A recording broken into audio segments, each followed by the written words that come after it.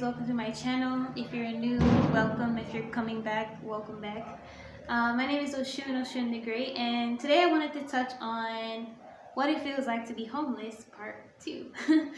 So I've been nomadic for going on 7 years. So when I was 24, I left my family unit for good. I just didn't want to play by my family's rules anymore. Also, I was leaving abuse. So it kind of made me a very nomadic person, plus I was very rebellious. And I wanted to be a hippie. Sorry. I wanted to be a hippie. So I was obsessed with this workaway stuff and exchanging, like volunteering for room and board stuff while traveling, how to travel on little to no money, how to travel on your craft, all of that. Fast forward, I hopped around all over America. I'm from Florida. I go to Hawaii, I go to California, then I wound up being displaced actually in Mexico during the pandemic, meaning I thought it would be cool to be a hippie in America, but they really just treat you like a bum. And displaced means I became poor and homeless in LA and in California, and it became very dangerous. And so I ended up needing to flee. It was either get enough money to go back to Florida, which I didn't have, or come to Mexico, so I did that. And I was also very naive of the different injustices in the world. I was very naive to racism. At the time, I had also joined Islam. I turned Muslim. I was wearing a hijab and everything. So being poor, black, and Muslim was just it was just a lot to exist in patriarchy under Trump's rule, and everyone was openly hateful. America's always just hateful. And so I really truly believe if I didn't come here, I wouldn't be alive today. That's just how I feel intuitively. And right now I'm just kind of still like in the what the fuck phase. And every day I'm just grateful to be alive. But what it feels like to be homeless, like on purpose, it has been very interesting. Like I said, it started off this kind of like glamorized ideal of what it means to be nomadic, which is not a lifestyle for everybody, to be honest. Like being a nomad is literally, or a hippie is an actual lifestyle. It's not an aesthetic. And so I do feel like I resonate with being an actual hippie because I'm very unconventional. I actually don't see myself living in one place for that long, at least till now. I'm 30 now, so I'm kind of sitting with myself to see if I still believe the same things, but I still know I'm unconventional. And I know for a fact that I just don't see myself living a traditional life, but it doesn't mean that this path doesn't come without its hardships. It really does, especially if you're girly like me. Like it takes a toll on your health, on your, on you liking to be pretty or different things in your life. Like you have to sometimes go to two extremes in your life to see, like, to find the balance. And so I've done hostel life, I've done camping so far. Only thing I haven't done that I want to do is like tiny home living, van life, those types of things. But I don't know my path. Like right now, literally as we speak, I'm house sitting and cat sitting for a friend. And I do tarot readings in the town that I live right now, which I'm very popular for, and I'm trying to get established. That's the only reason I'm staying put for so long. Because usually in the past, I would stay in one spot from like a month at a time. So yeah, being homeless on purpose is like, it's a flex in some ways, because people can be jealous that you have that type of lifestyle, but then they don't know the hardships that come with it. But at the same time, it's like, again, it's not for everybody. And being homeless in a time where inflation is happening right now, and where a lot of people feel like they will never be able to afford a house, it's kind of wild, even because it's like in my mind, I'm like, well, would I ever become more traditional? And it's kind of like, well, damn, that's probably never gonna happen.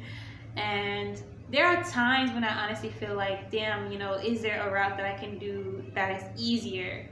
But then it's like, I'm trying to stick to my own intuition and my own calling and see it through. And when you're paving your own path and you're trying to see see something all the way through, nothing anyone can say can stop you, really. And as much as I want to say, like my journey has been a combination of my own personal rebellious choices, but also injustice. So it's a weird combination to be at an intersection like that, where you have a racist country that treats you like a foreigner when you're really born there, and and then you also just you're a rebel on top of that, so you end up being like an activist on accident. And some of you may or may not know, and I might go into this story more, like I was also leaving my family when I started speaking up on rape culture and incest too. So yeah, there's a lot of people who weren't fucking with me. Like being a hippie, activist, as much as people think these are like very renowned things, a lot of people don't fuck with activists because like if you have a lot of corruption, there's a lot of money and power and corruption, people don't fuck with you. So they literally disappear people. Luckily I'm alive, but it really, what happens is like activists, their lives are made harder. Like if you think about Black Panthers back in the day, they were always being dismantled, displaced, harassed, killed mysteriously, disappeared mysteriously, or they all had to go into hiding. And that's not really different today. Like when we were going through the Black Lives Matter era, it was a lot of activists who were disappearing in police vans. So it's not different. And if you ever read the book Assata, which is ended up being one of my like hero books, she was like a Black Panther who was accused of killing a cop, and she fled to Cuba.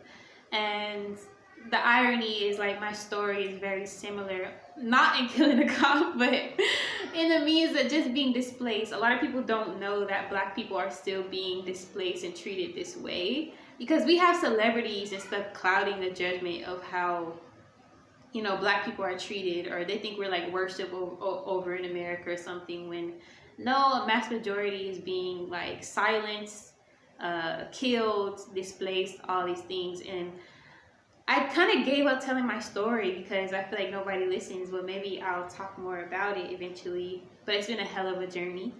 And do I regret any of it? I don't know, because it's a lot of things, like I said in my last homeless video, that I would have never learned about society if I didn't go this route, and I wouldn't be who I am today.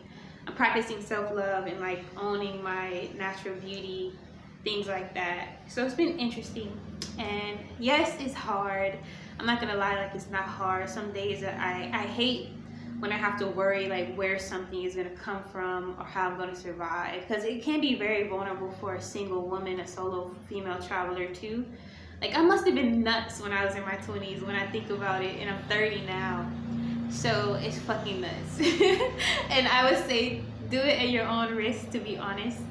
But there's a lot of women there. I think there's more women than men right now solo traveling, the irony of that. But there are things you have to look out for and be vigilant about.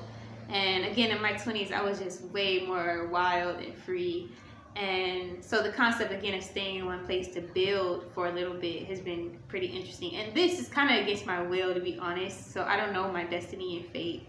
I'm just kind of like letting the cards fall where they may and focusing on what I can control. So it's been interesting.